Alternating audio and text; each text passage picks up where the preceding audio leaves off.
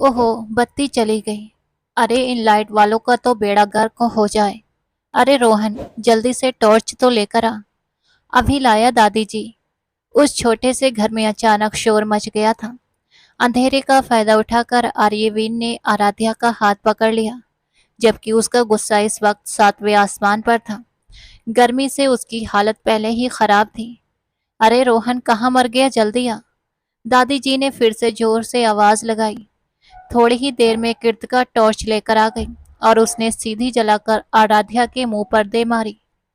आराध्या ने तुरंत अपनी आंखें बंद कर ली। अरे इसके मुंह पर मारने के लिए नहीं कहा था, सामने रख ताकि कुछ दिखे। फिर दादी जी की तेज नजर पड़ ही गई। अरे तूने इसका हाथ क्यों पकड़ा हुआ है? आर्यवीन ने घबराकर तुरंत उसका हाथ छोड़ दिया।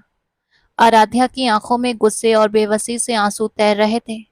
उसका बस चलता तो वो पूरी दुनिया उलट पुलट कर देती। कमरे में चलो, वहां चलकर तुम्हें सबक सिखाती हूँ। वो उसके कान में धीरे मगर गुस्से भरे अंदाज में बोली।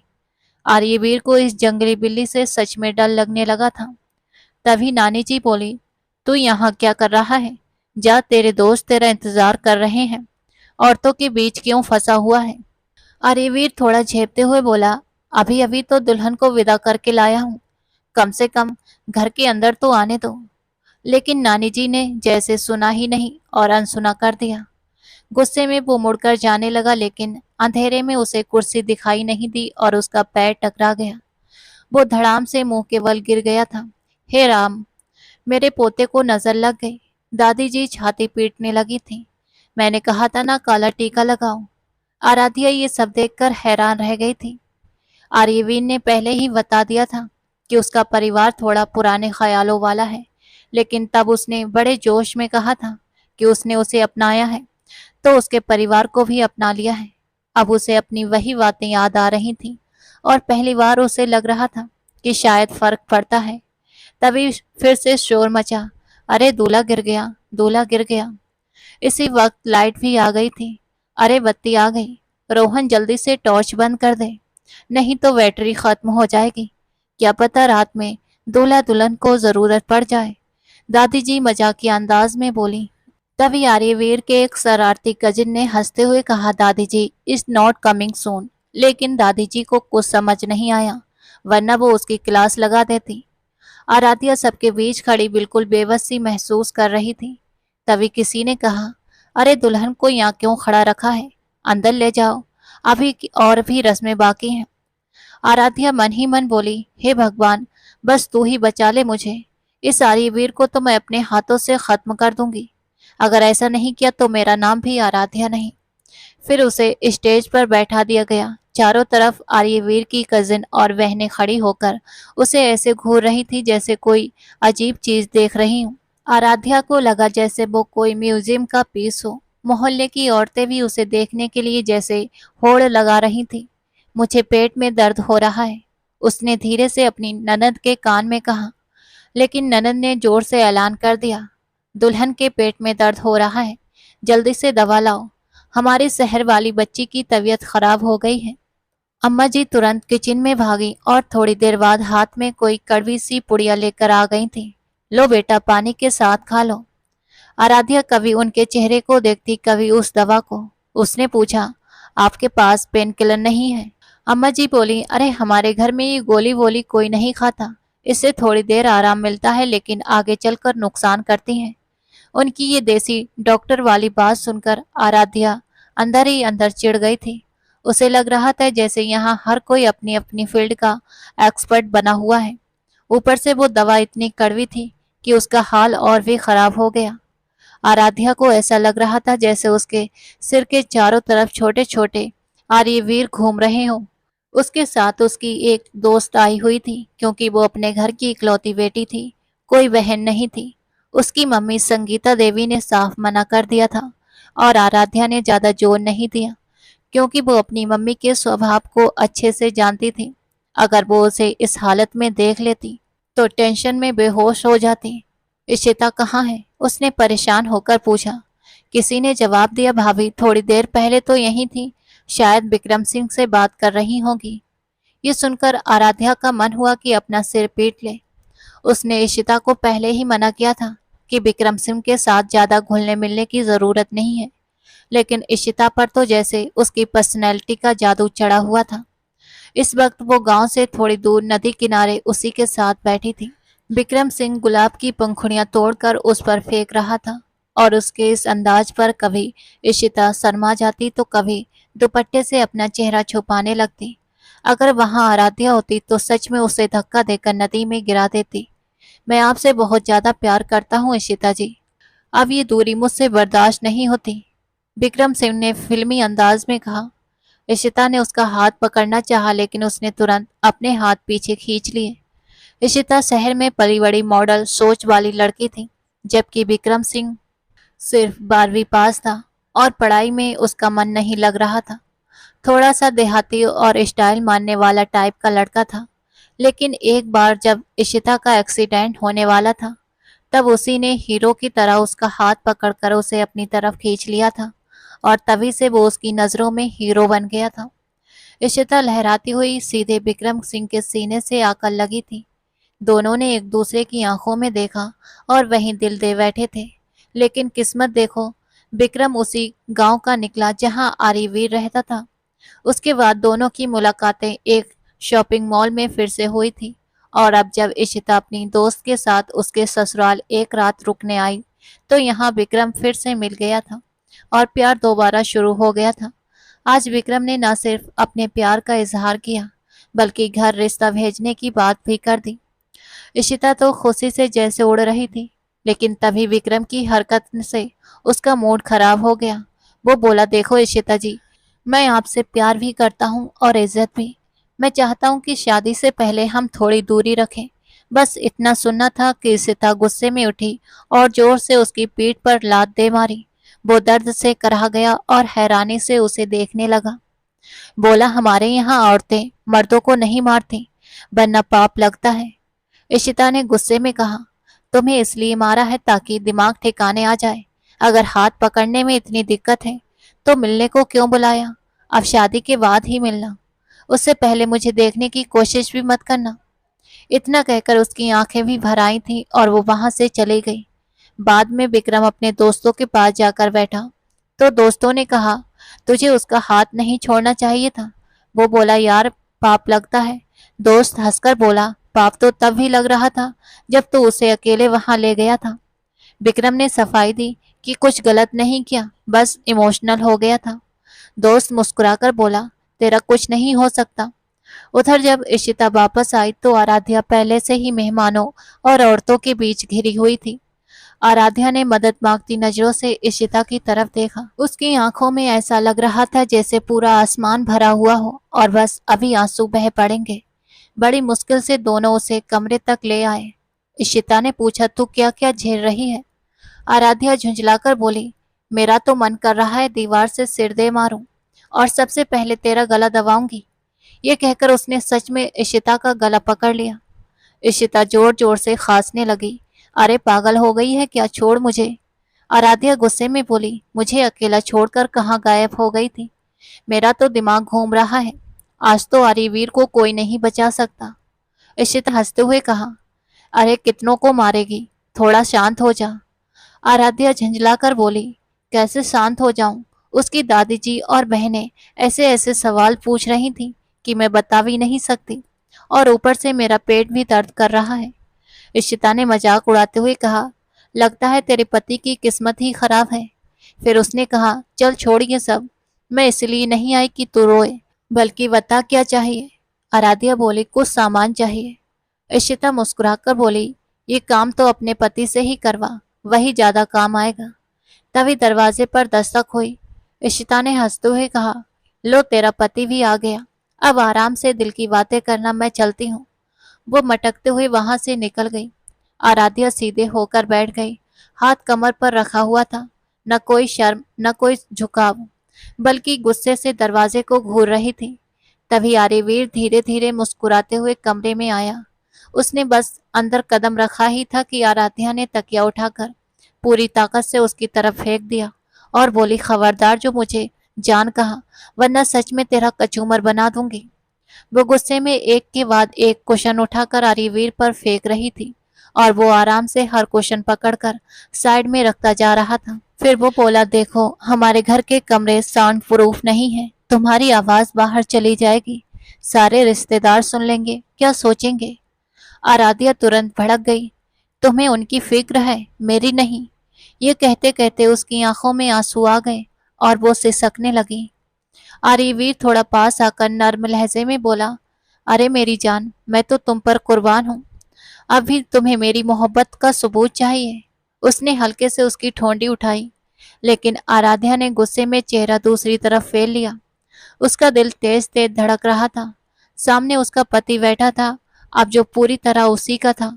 दोनों बहुत करीब आ चुके थे, बस नाम भर का फासला रह गया था। तभी दरवाजे पर जोर जोर से दस्तक होने लगी, जैसे कोई तोड़ ही देगा। आराध्या ने तुरंत हाथ रखकर आर्यवीर को पीछे धक्का दिया। वो झुंझलाते हुए उठा और दरवाजा खोलने गया। क्या है? सामने दादी जी को खड़ा देखकर उसकी बाकी बात गले में ही अटक गई थी। दादी जी बोली, ये लो अपने पास तकिया रख लो और ये कंबल भी, रात में ठंड लगती है। वैसे मुझे पता है आज तुम लोग सोने वाले नहीं हो। ये सुनकर आराध्या ने शर्म और झुंझलाहट में अपने कान पकड़ लिए। वो मन ही मन बोली, हद है, कितना बोलती हैं ये, जरा भी शर्म नहीं। आर्यवीन ने भी नजरें झुका ली और बालों में हाथ फेरते हुए वापस कमरे में आ गया। उसने हल्के से मुस्कुराकर कहा, अब कोई नहीं आएगा, बस हम दोनों होंगे और ढेर सारी बातें। वो फिर से आगे बढ़ा ही था कि दोबारा दरवाजे पर दस्तक हुई। इस बार आवाज आई, भाई, अनीता मासी की तबीयत बहुत खराब हो गई है, सांस लेने में दिक्कत हो रही है। तो मैं क्या करूं? जाकर उनके बेटे को बताओ, मुझे क्यों परेशान कर रही हो। आर्यवीर इस बार सच में झल्ला गया। काव्या की आंखों में तुरंत आंसू आ गए। उसने मुंह पर हाथ रखा और वहीं खड़े खड़े जोर जोर से रोने लगी। हे भगवान, मैं क्या करूं? आर्यवीर उसे समझाने लगा, अरे काव्या चुप हो जाओ प्लीज। वो उसकी सबसे छोटी और लाडली बहन थी। माँ और पापा के ज्यादा लाड प्यार ने उसे थोड़ा बिगाड़ रखा था। पढ़ाई से उसका दूर दूर तक कोई लेना देना नहीं था। दिन भर मैगजीन पढ़ती रहती और हर वक्त विक्रम सिंह के ख्यालों में खोई रहती थी। उसने तो खुलेआम अपने भाई के सामने विक्रम सिंह की तारीफों के पुल बांध दिए थे और साफ कह दिया था कि जब तक उसे वैसा लड़का नहीं मिलेगा वो शादी नहीं करेगी। और अभी भी उसका ड्रामा जारी था। देखो प्लीज चुप हो जाओ, आर्यवीर फिर बोला। लेकिन उसके रोने की आवाज सुनकर घर के सारे मेहमान वहां इकट्ठा हो गए। काव्या रोते रोते बोली, भाई ने मुझे डांट दिया और उसका रोना रुकने का नाम ही नहीं ले रहा था। आर्यवीर का मन कर रहा था कि सिर पकड़कर दीवार से दे मारे। तभी उसने पीछे मुड़कर देखा तो आराध्या बेड पर नहीं थी, बल्कि उसके पास आकर खड़ी हो गई थी और इधर उधर देखते हुए बोली, यहाँ बाथरूम कहाँ है? आर्यवीर थोड़ा झेपते हुए बोला, वो इस कमरे के साथ अटैच बाथरूम नहीं है, लेकिन मैं वादा करता हूँ जल्दी बनवा दूंगा। उसकी बात पूरी भी नहीं हुई थी कि आराध्या उसे हल्का सा धक्का देकर खुद ही कमरे से बाहर निकल गई। मुझे बाथरूम जाना है, उसने सीधे इशिता की आंखों में देखते हुए कहा। इशिता ने मासूमियत से तुरंत सिर हिला दिया, फिर धीरे से बोली, यही होता है जब पैसे नहीं, मोहब्बत देखकर शादी करते हैं। आराध्या ने उसे घूरते हुए कहा, अगर तू चाहती है कि मैं तेरी शादी से पहले तेरा गला ना दबाऊं तो चुप रहे और मुझे कपड़े बदलने दे। इशिता हड़बड़ाकर बोली, अरे ऐसे कैसे, ये मौका तो। लेकिन उसके आगे के शब्द वहीं अटक गए थे। इस बार आराध्या ने सिर्फ बातों से नहीं, सीधा एक जोरदार मुक्का इशिता की नाक पर दे मारा। हाय मैं मर गई आराध्या। इशिता ड्रामा करते हुए वहीं जमीन पर बैठ गई। मुक्का इतना जोर का भी नहीं था, लेकिन उसका ओवर एक्टिंग फुल ऑन चालू था। आराध्या बिना ध्यान दिए वापस अपने कमरे में आई तो वहां सन्नाटा था। अब उसने भारी लहंगा उतार कर सिंगल टी शर्ट और ट्राउजर पहन लिया था। वो ड्रेसिंग टेबल के सामने खड़ी हुई, वही महंगा सा ड्रेसिंग टेबल जो उसकी मम्मी ने शादी में दिया था। उसने गुस्से में खुद से कहा, भाड़ में जाए सब, मैं सो रही हूँ, इसका इंतजार नहीं करूंगी। अभी एक दिन भी नहीं हुआ और मेरा दिमाग घुमा रहा है, आगे क्या होगा पता नहीं। ये सोचते हुए वो बेड पर लेट गई। तभी दरवाजे पर नॉक हुआ तो वो दूसरी तरफ मुंह करके लेट गई। बाहर से आर्यवीर की आवाज आई, मेरी जान, दरवाजा खोलो ना, देखो मैं आ गया हूँ।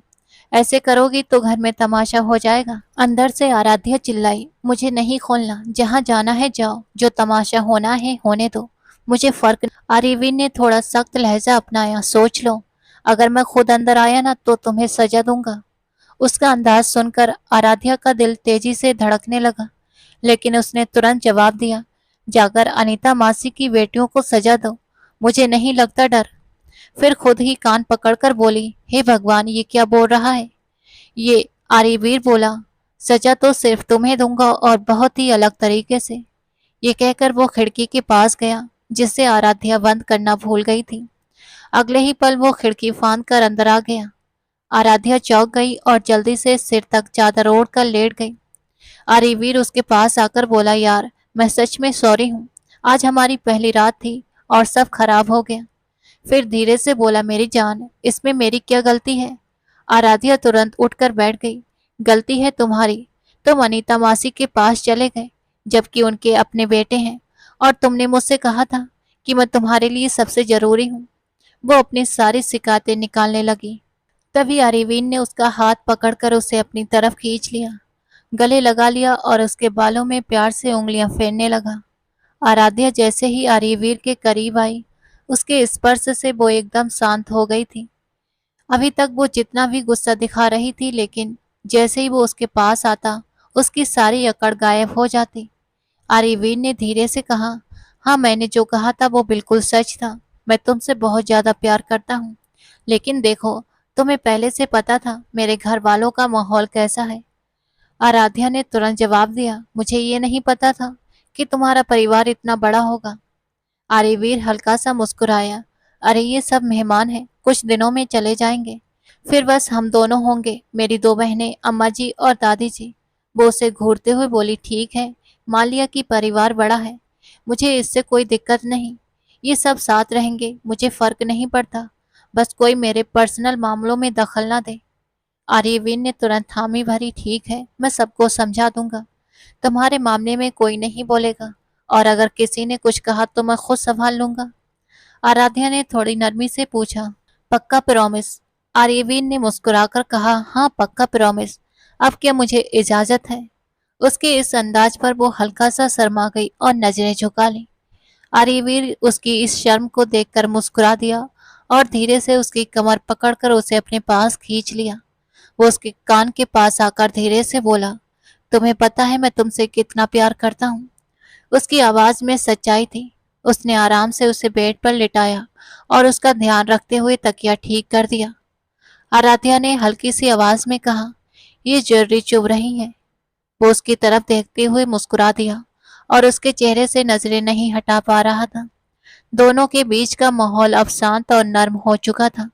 दोनों ने एक दूसरे के लंबे समय में इंतजार किया था, और अब आखिरकार वो पल आ ही गया था जब उनके बीच की दूरियां खत्म हो रही थीं। अब दोनों के बीच की सारी दूरियां जैसे खत्म हो गई थीं। आर्यवीर कभी उसके होठों को हल्के से छूता तो आराध्या भी उसके सीने पर हाथ रखती, कभी उसे कसकर पकड़ लेती। दोनों एक दूसरे के करीब होते जा रहे थे। तभी आराध्या ने हल्की सी शिकायत की, तुम्हारी शेरवानी चुभ रही है। आर्यवीर मुस्कुराया, बस आपका हुक्म चाहिए था मैडम, और मजाक करते हुए अपनी शेरवानी उतारने लगा। पिछले 2 सालों से जिम करने की वजह से उसकी बॉडी अब काफी फिट और मजबूत हो चुकी थी। उसके चौड़े कंधे और फिटनेस देखकर आराध्या एक पल के लिए उसे देखती रह गई। आर्यवीर ने हंसकर पूछा, क्या हुआ। वो हल्का सा मुस्कुराकर बोली, तुम तो काफी स्मार्ट लग रहे हो। उसके इस अंदाज पर वो भी हल्का सा हंसा और बोला, तुम भी किसी से कम नहीं हो। उसकी नजरें उसके चेहरे से होती हुई नीचे की तरफ जाने लगी तो आराध्या थोड़ी सी शर्मा गई और करवट बदल ली। आर्यवीन ने उसे फिर से अपनी तरह, अरे ऐसे नहीं, आज कोई दूरी नहीं रहेगी। उसके इस प्यार भरे अंदाज में अब शरारत भी घुल गई थी। धीरे धीरे वो उसके करीब आया और उसके कपड़ों को संभालते हुए उसे आराम से लिटा दिया। अभी तक उसका दुपट्टा सब कुछ ढके हुए था, लेकिन अब जब वो हट गया तो आराध्या थोड़ा असहज होकर नजरें चुराने लगी थी। आर्यवीन ने बहुत नरमी से उसके कंधों पर हाथ रखा, जैसे उसे भरोसा दिला रहा हो। माहौल अब पूरी तरह बदल चुका था। पहले की नोकझोंक की जगह अब दोनों के बीच अपनापन और सुकून भरा रिश्ता महसूस हो रहा था। अब आर्यवीर के जज्बात धीरे धीरे और गहरे होते जा रहे थे। वो पूरी तरह आराध्या के करीब आ चुका था, जैसे उसे अपने सांसों में समेट लेना चाहता हो। जैसे ही उसने आगे बढ़ना चाहा, आराध्या ने झट से उसका हाथ पकड़ लिया। उसकी आवाज हल्की सी कांप रही थी। मुझे शर्म भी आ रही है और थोड़ा डर भी लग रहा है। आर्यवीन ने नरमी से कहा, मुझसे शर्माने की क्या बात है? आराध्या ने धीरे से कहा, क्या आप लाइट बंद नहीं कर सकते? वो हल्का सा मुस्कुराया, नहीं, मैं तुम्हें देखना चाहता हूँ। आराध्या ने फिर कहा, थोड़ा सा वक्त दे दो। आर्यवीन ने प्यार से जवाब दिया, मैं पहले ही बहुत इंतजार कर चुका हूँ। उसकी बातों में जल्दबाजी नहीं बल्कि अपनापन था। आराध्या शर्म के मारे अपना चेहरा छुपाने लगी, लेकिन अगले ही पल वो खुद उसके गले लग गई थी। उसका चेहरा लाल हो गया था और दिल की धड़कनें तेज। आर्यवीन ने उसकी झिझक को समझते हुए बहुत धीरे से उसे अलग किया और आराम से बेड पर लिटा दिया। अब माहौल पूरी तरह बदल चुका था। दोनों के बीच की दूरियां खत्म हो रही थीं। आराध्या की बिखरी हुई जुल्फें और उसकी झुकी हुई नजरें उसे और भी खूबसूरत बना रही थीं। आर्यवीर कुछ पल उसे बस देखता ही रह गया। जिससे वो इतना प्यार करता था वो आज उसकी बाहों में थी। तभी आराध्या ने हल्के से उसका नाम लिया, आर्यवीर। उसकी आवाज में झिझक और भरोसा दोनों थे। उसने जवाब दिया, हाँ बोलो। उसकी आवाज धीमी और सुकून देने वाली थी। आराध्या ने कहा, मुझे सच में डर लग रहा है। आर्यवीन ने उसके गाल पर हाथ रखते हुए कहा, क्या तुम्हें मुझ पर भरोसा नहीं? वो तुरंत बोली, है, पूरा भरोसा है। तो फिर डरने की क्या जरूरत है? उसने नरमी से कहा, मैं तुम्हें कभी तकलीफ नहीं दूंगा और अगर जरा सा भी असहज लगे तो बस मुझे रोक देना। आराध्या ने हल्का सा सिर हिलाया, लेकिन फिर भी उसके अंदर की घबराहट पूरी तरह खत्म नहीं हुई थी। वो उसके करीब आकर उसे पकड़ ली, जैसे उसी में उसे सुकून मिल रहा हो। आर्यवीन ने मुस्कुराते हुए कहा, थोड़ा सा भरोसा और कर लो मुझ पर। उसकी आवाज में प्यार भी था और यकीन भी। आर्यवीन ने उसके गाल पर हल्का सा किस करते हुए कहा, मैं वादा करता हूँ तुम्हें कभी निराश नहीं करूंगा। और फिर उसकी तरफ इजाजत भरी नजरों से देखने लगा। आराध्या ने धीरे से कहा, ठीक है, लेकिन मेरी एक छोटी सी शर्त है। बोलो, उसने मुस्कुराकर पूछा। लाइट बंद कर दो। आर्यवीर हल्का सा हंस पड़ा, मतलब तुम अपनी जिद से बाज नहीं आओगी? आराध्या ने शर्माते हुए अपना चेहरा दोनों हाथों में छुपा लिया। ऐसे कैसे? वो प्यार से बोला, काश तुम ऐसे ही शर्माती रहो। और फिर उठकर लाइट बंद कर दी। अब कमरे में सिर्फ हल्की सी जीरो बल्ब की रोशनी थी। दोनों एक दूसरे को देख तो पा रहे थे, लेकिन सब कुछ साफ नहीं था। आर्यवीन ने उसे अपनी तरफ खींचते हुए कहा, यह सब सिर्फ तुम्हारी वजह से हो रहा है, वरना मैं कभी लाइट बंद नहीं करता। उसके अंदाज में हल्की सी शिकायत थी, लेकिन प्यार भी उतना ही था। धीरे धीरे रात गुजरती रही और दोनों एक दूसरे के साथ वक्त बिताते रहे। रात कब बीत गई उन्हें खुद भी पता नहीं चला। सुबह करीब 6 बजे का समय था। अभी थोड़ी देर पहले ही दोनों लेटे थे, लेकिन आराध्या ने अपना सिर आर्यवीर के कंधे पर रखा हुआ था और वो उसके बालों में उंगलियां फेरते हुए उससे छोटी छोटी बातें कर रहा था। दोनों आगे के दिनों और अपने हनीमून की बातें कर रहे थे कि तभी दरवाजे पर जोर जोर से दस्तक होने लगी। आराध्या घबरा कर तुरंत उठकर बैठ गई। उसने जल्दी से चादर ओढ़कर खुद को ढाक लिया। अब कौन आ गया? उसने परेशान होकर कहा। आर्यवीर भी हैरान था। लगता है यहाँ जल्दी उठने का रिवाज है। क्या मतलब? अभी तो सिर्फ 6 बजे हैं। उसके लिए ये बहुत जल्दी था, क्योंकि उसके घर में तो लोग 11-12 बजे तक आराम से उठते थे, लेकिन यहाँ ससुराल वाले सुबह सुबह ही जगाने आ गए थे। तुमने बताया था कि गांव में ऐसा होता है। ये सब तो नहीं बताया था आर्यवीर। आराध्या ने गुस्से में उसके कंधे पर हल्का सा थप्पड़ मारा तो वो सिर झुकाकर बाल खोजाने लगा और बोला, अरे यार, सारी बातें एक साथ बता देता तो तुम्हें हार्ट अटैक नहीं आ जाता? आराध्या ने गुस्से में कहा, मैं तुम्हारा खून पी जाऊंगी। वो हंसते हुए बोला, मेरी जान, मैं पूरा का पूरा तुम्हारा ही हूँ। खा भी जाओ तो भी मुझे कोई दिक्कत नहीं, लेकिन नुकसान तुम्हारा ही होगा। आराध्या ने झुंझलाकर कहा, अब मैं कपड़े कैसे बदलूं? वो तुरंत बोला, मेरे सामने ही बदल लो। अब भी शर्म आ रही है क्या? ये सुनकर वो चादर कसकर पकड़ कर बैठ गई। आरिवीन ने शरारत से चादर खींचने की कोशिश की तो वो और सिमट गई। फिर वो बोला, ठीक है, मैं आंखें बंद कर लेता हूँ, तुम बदल लो। आराध्या ने शक भरी नजरों से पूछा, पक्का बंद करोगे? हाँ मेरी जान, कहकर उसने आंखों पर हाथ रख लिया, लेकिन उंगलियों के बीच से साफ दिखाई दे रहा था कि वो झांक रहा है। आराध्या ने नाराज होकर कहा, तुम बहुत बुरे हो। तभी दरवाजे पर फिर से जोर से दस्तक हुई, तो इस बार उसने सच में आंखें कसकर बंद कर ली। थोड़ी देर बाद आराध्या तैयार हो गई। वो बड़बड़ाते हुए बोली, क्या मुझे सबके सामने जाकर नहाना पड़ेगा? फिर खुद ही सिर पकड़कर बोली, हे भगवान, बस थोड़ा सा सब्र दे दे। असल में जो कमरा आर्यवीन ने अपने और आराध्या के लिए तैयार किया था, उस पर अम्मा जी ने कब्जा कर लिया था और बहाना बना दिया था कि उन्हें रात में बार बार उठना पड़ता है, घुटनों में दर्द है और बाहर जाना मुश्किल होता है, इसलिए अब वो इसी कमरे में रहेंगी। बेचारा आर्यवीर अब दूसरा कमरा तैयार करवाने में लगा था और मन ही मन दुआ कर रहा था कि इस बार कोई और कब्जा ना कर ले। जब आराध्या नहाकर बाहर आई तो घर की सारी लड़कियां उसे अजीब नजरों से देखने लगी। अच्छा ये था कि मर्द लोग बाहर बैठके में थे।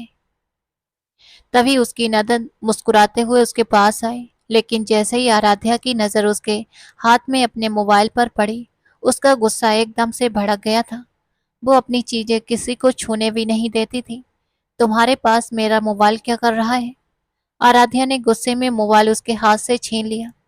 उसकी ननद आंखें गोल गोल घुमाते हुए बोली, अरे आप तो ऐसे घबरा रही हैं जैसे इसमें बहुत आपके बड़े बड़े राज छुपे हों।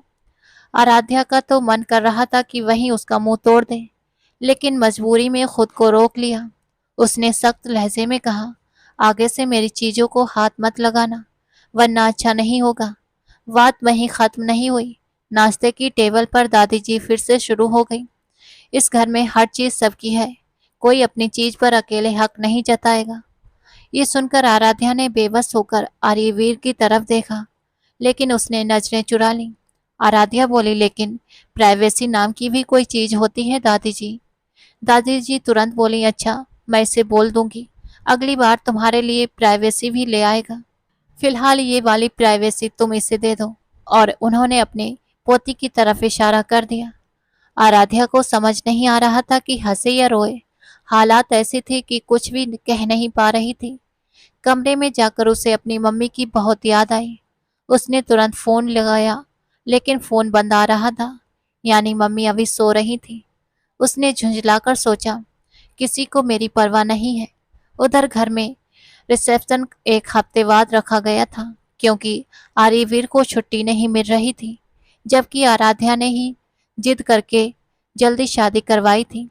अब उसे अपने फैसले पर पछतावा हो रहा था।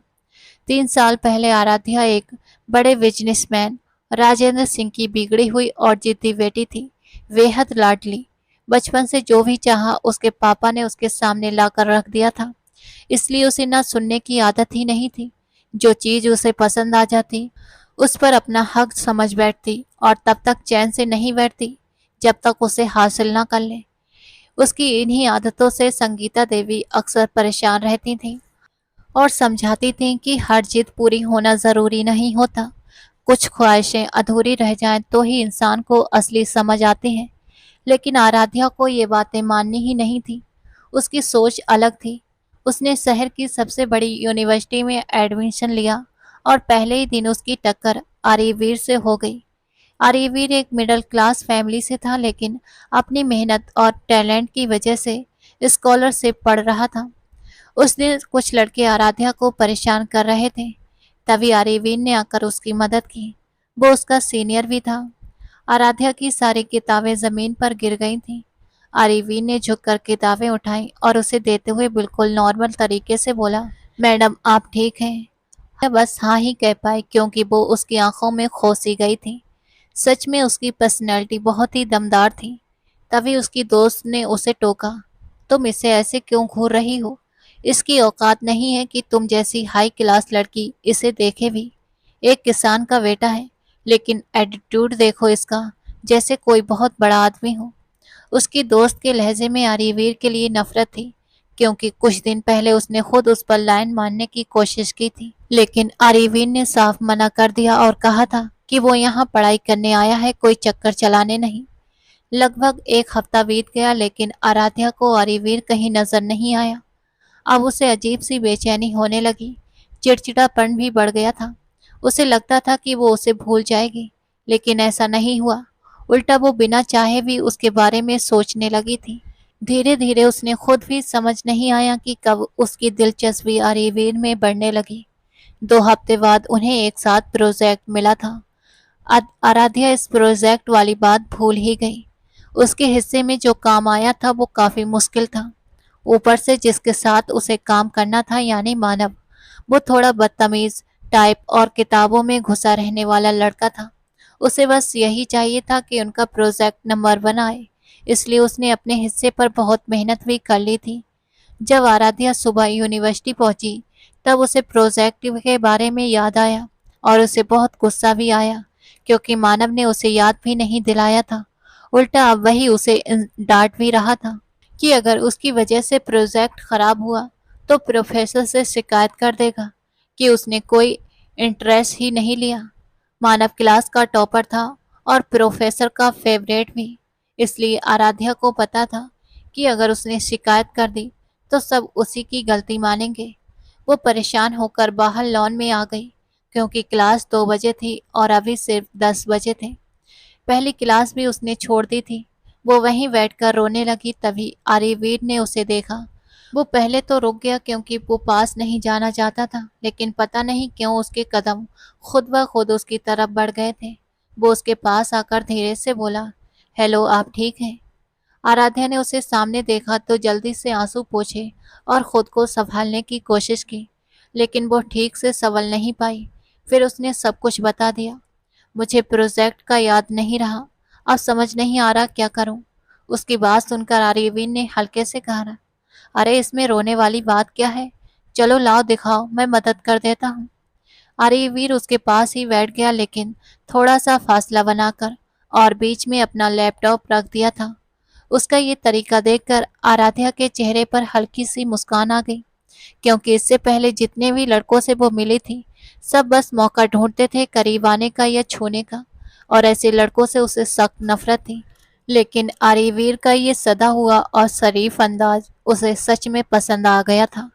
अगले 2 घंटे में आर्यवीर ने न सिर्फ उसका पूरा प्रोजेक्ट तैयार कर दिया था, बल्कि अच्छे से समझा भी दिया था कि कौन से पॉइंट बोलने हैं और कैसे प्रेजेंट करना है। आराध्या ने बिल्कुल वैसे ही प्रेजेंट किया जैसा उसने बताया था, और उसका कॉन्फिडेंट तो पहले से ही जबरदस्त था। प्रोफेसर ने उसकी खूब तारीफ की, यहाँ तक मानव से भी ज्यादा। बाद में मानव खुद हैरान होकर उसके पीछे घूमता रहा, यार ये सब इतना जल्दी कैसे कर लिया? आराध्या ने बाल झटकते हुए सीधा जवाब दिया, सॉरी, मैं सेल्फिश लोगों से ऐसी चीजें शेयर नहीं करती।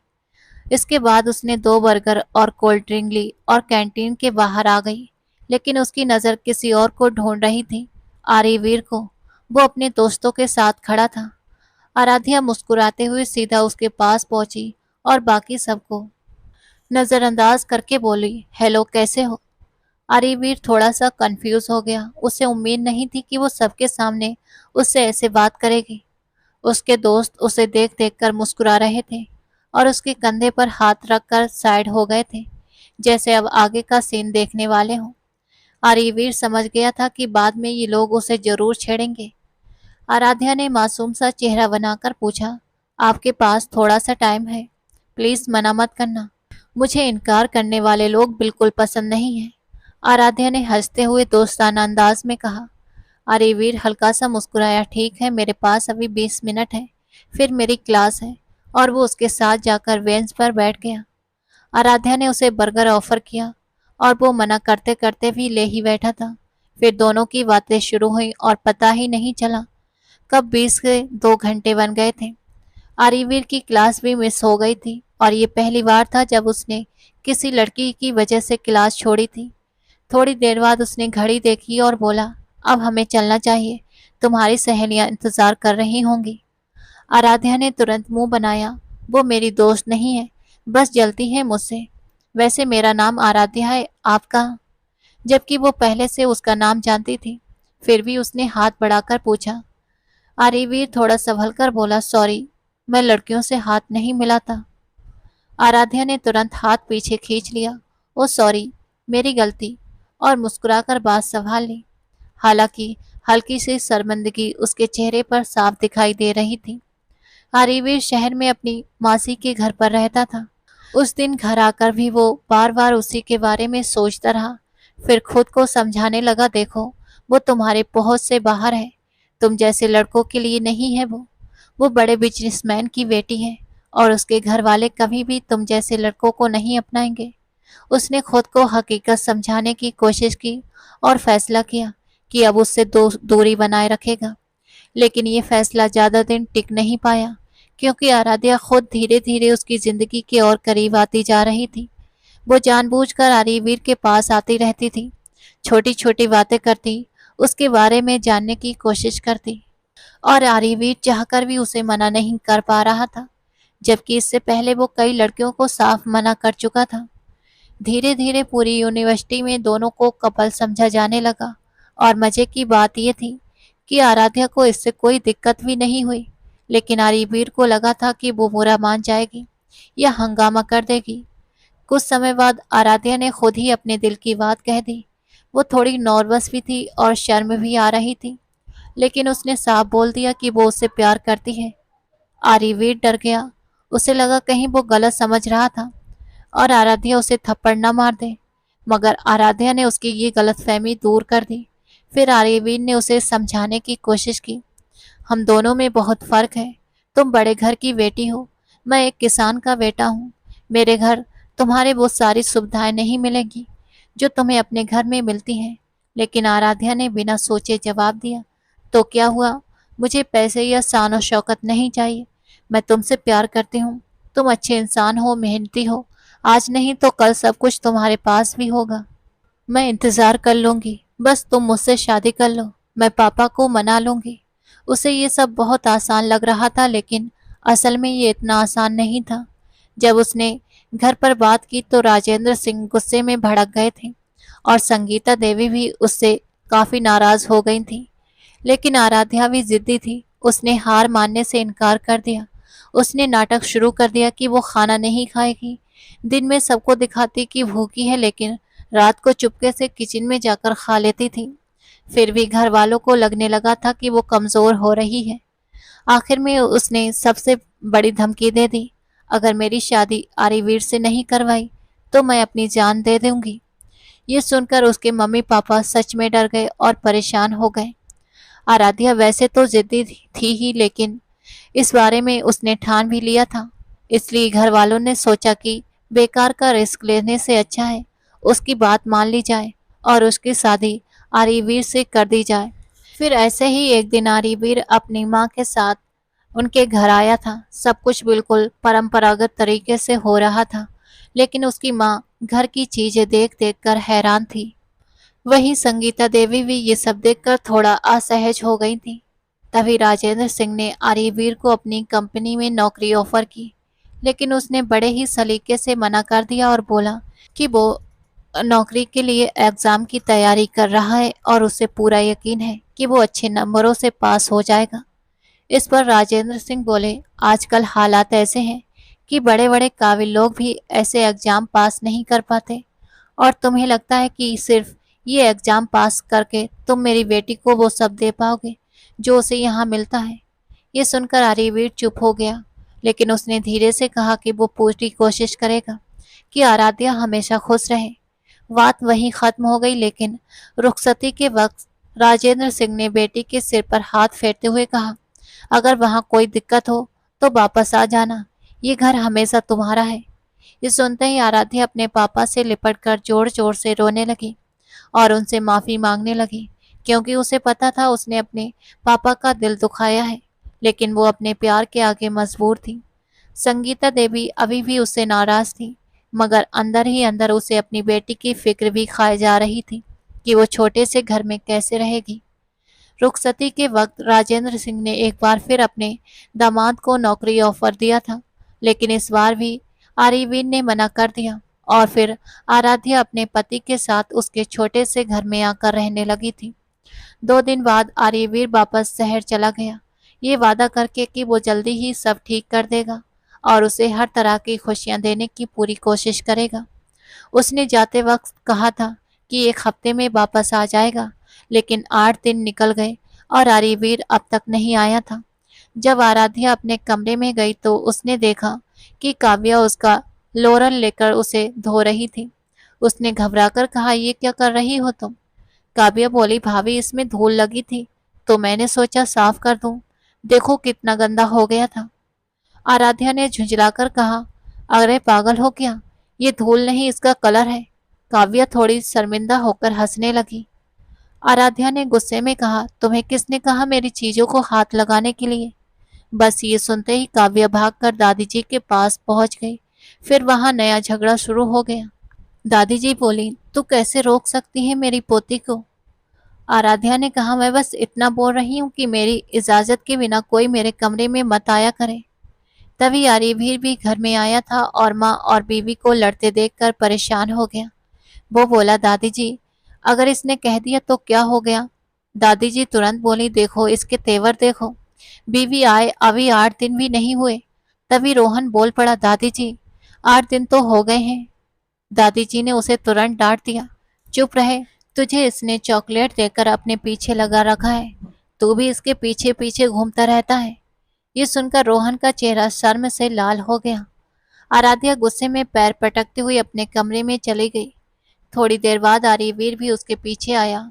उसने उसका हाथ पकड़ना चाहा, लेकिन आराध्या ने झटक दिया और दूसरी तरफ मुंह करके बैठ गई। आर्यवीर ने धीरे से उसका सिर अपने सीने से लगाया तो वो रोने लगी। वो बोला, प्लीज मत रो, मैं घर वालों की तरफ से सॉरी बोलता हूँ। आराध्या बोली, तुम क्यों माफी मांग रहे हो? वो लोग मुझसे माफी मांगे। आर्यवीर ने कहा, ठीक है, मैं उनसे कहलवाऊंगा, पहले तुम शांत हो जाओ, तुम रोते हुए बिल्कुल अच्छी नहीं लगती। उसने उसके आंसू पोंछे और प्यार से उसके होठ चूम लिए थे। आराध्या भी थोड़ा शांत हो गई और बोली, मैं यहाँ सिर्फ तुम्हारी वजह से रह रही हूँ और ये सब तुम्हारी वजह से सह रही हूँ।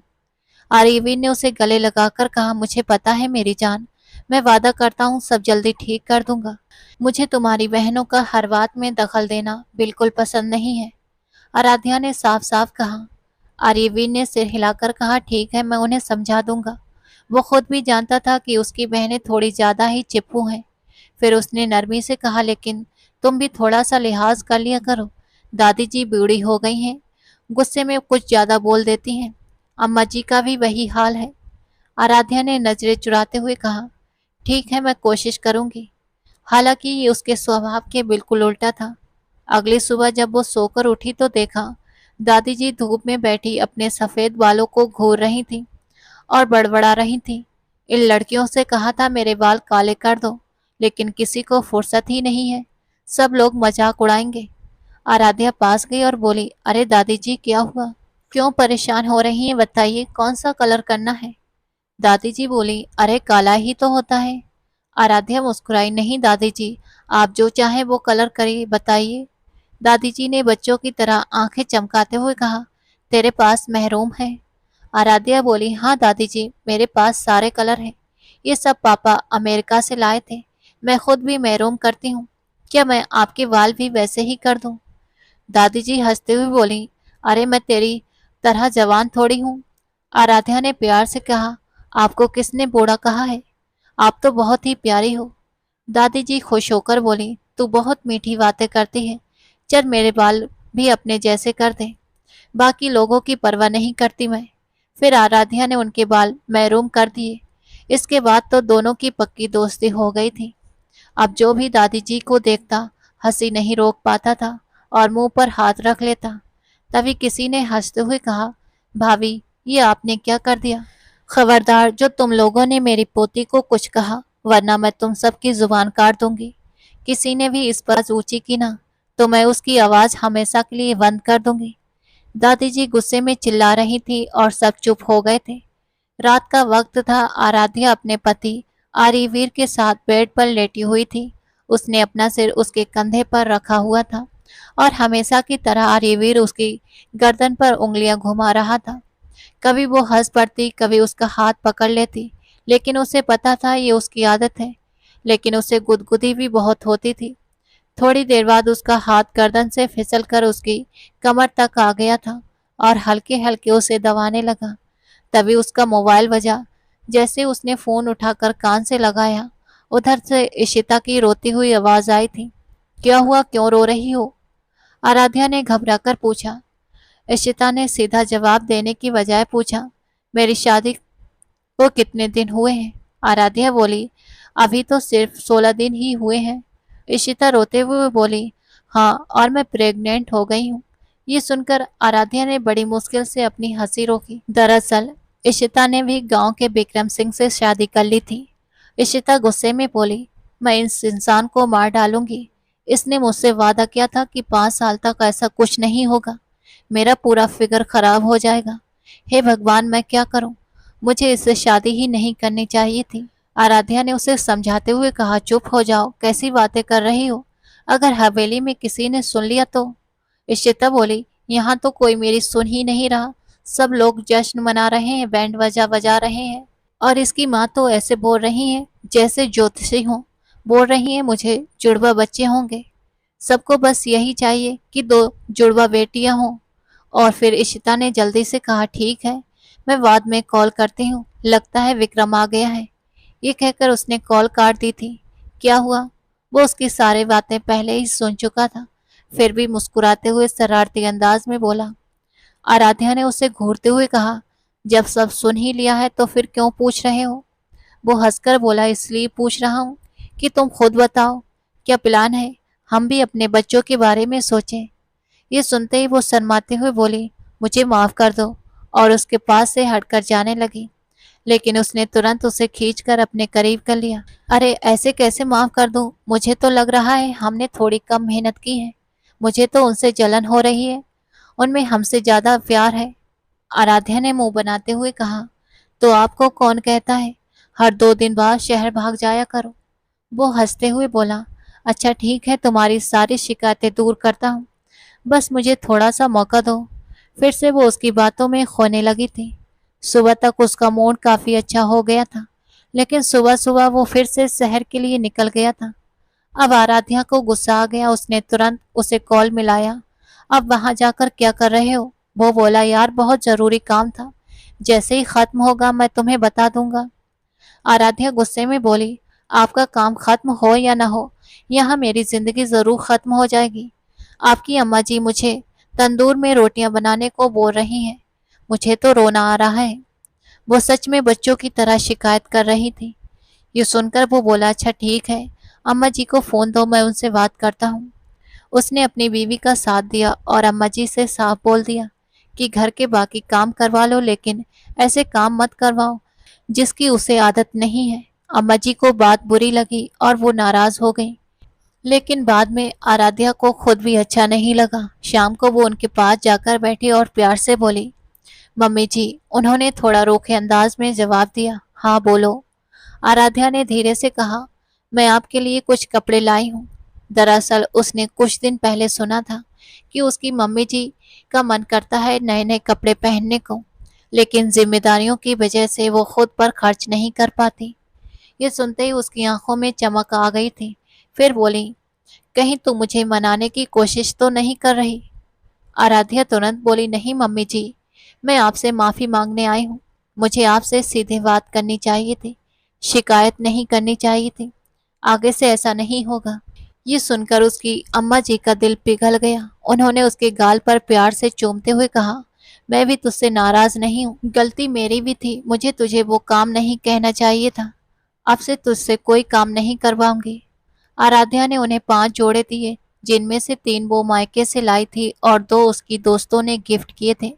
कपड़े सादे थे लेकिन अच्छे थे, इसलिए अम्मा जी बहुत खुश हो गई थी और सबको दिखाने लगी। इस तरह उसने दादी जी और अम्मा जी का दिल जीत लिया था। अब बारी थी नंदों की, जो हर वक्त में टांग अड़ाती थी। सबसे पहले उसने अपनी बड़ी ननद रचना के लिए रिश्ता ढूंढा, जिसमें उसकी मम्मी पापा यानी संगीता देवी और राजेंद्र सिंह ने भी मदद की थी।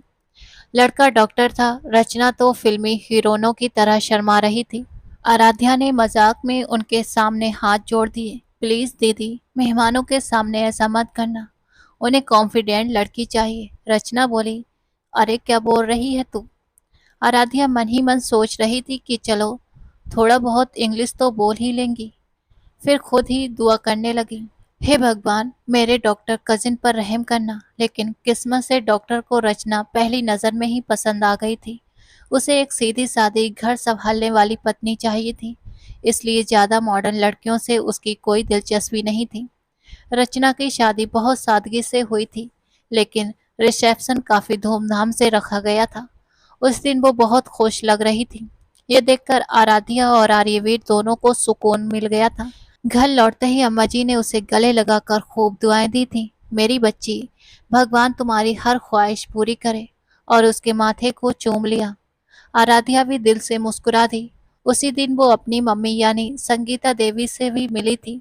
उन्होंने भी सारी नाराजगी छोड़ दी थी और उसे समझा रही थी कि घर कैसे संभालना है, कैसे रिश्तों को निभाना है। उन्होंने साफ कहा कि असली खुशी पैसों में नहीं होती, बल्कि एक अच्छा और साथ देने वाला पति ही सबसे बड़ी दौलत होता है।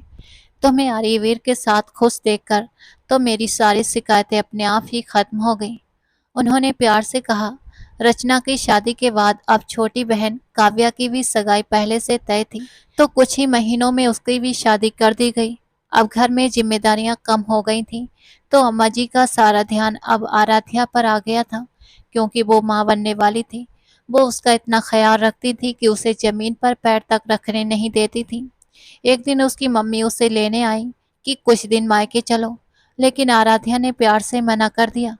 एक दिन वो छत पर कपड़े सुखा रही थी कि अचानक घर के सामने एक बड़ी काली सी गाड़ी आकर रुकी।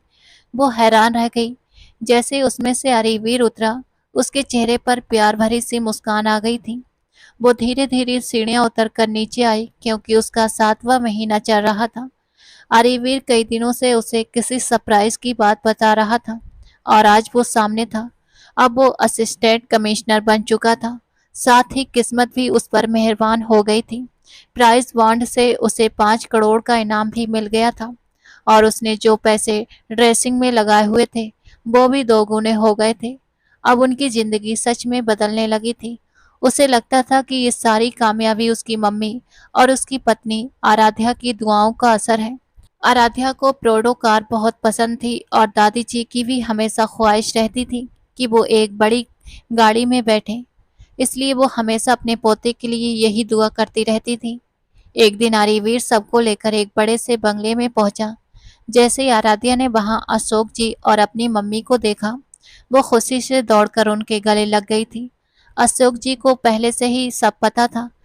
जिस खुददारी पर कभी उन्होंने अपने दामाद का मजाक उड़ाया था, आज उसी बात पर उन्हें उस पर गर्व हो रहा था। आर्यवीर ने जो वादा किया था वो सच कर दिखाया था, और कम समय में ही उसने अपनी पत्नी को वो सारी खुशियां दे दी थी जिनका उसने वादा किया था। अशोक जी ने उसे गले लगाकर कहा, मुझे तुम पर बहुत गर्व है। इसके बाद तो दादी जी और मम्मी जी का भी अंदाज बदल गया था। वो अक्सर संगीता देवी के साथ पार्टियों में जाने लगी, और थोड़ी थोड़ी इंग्लिश बोलने की कोशिश भी करने लगी थी। ये सब देखकर आराध्या कभी हंसती तो कभी मजाक में लेती। फिर 9 महीने बाद आराध्या ने एक प्यारे से बेटे को जन्म दिया। बच्चे का ज्यादातर ख्याल दादी जी और उसकी अम्मा जी ही रखती थी, और आर्यवीर को अपने बेटे से ज्यादा आराध्या को तंग करता था।